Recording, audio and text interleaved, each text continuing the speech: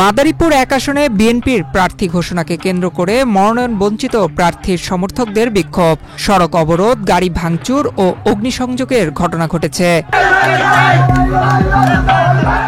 সোমবার দুপুরে বিএনপির পক্ষ থেকে জামান কামাল নুরুদ্দিন মোল্লাকে মাদারীপুর ১ আসনের মনোনীত প্রার্থী হিসেবে নাম ঘোষণা করা হলে মনোনয়ন বঞ্চিত প্রার্থী সাজ্জাদ হোসেন লাবলু সিদ্দিকীর সমর্থকরা ক্ষুব্ধ প্রতিক্রিয়া জানান। পদ্মা সেতু, মেট্রো রেল এবং এলিভেটেড এক্সপ্রেসওয়ে নির্মাণের গর্বিত অংশীদার বসুন্ধরা সিমেন্ট।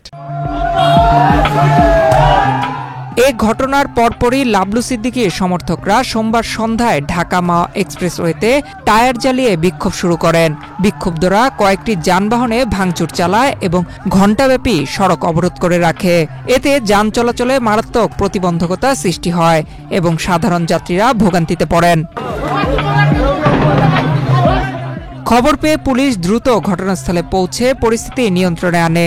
এ সময় অতিরিক্ত পুলিশ মোতায়েন করা হয়। পুলিশের এক কর্মকর্তা জানান, বর্তমানে পরিস্থিতি নিয়ন্ত্রণে রয়েছে এবং আইন শৃঙ্খলা রক্ষায় পর্যাপ্ত ব্যবস্থা নেওয়া হয়েছে।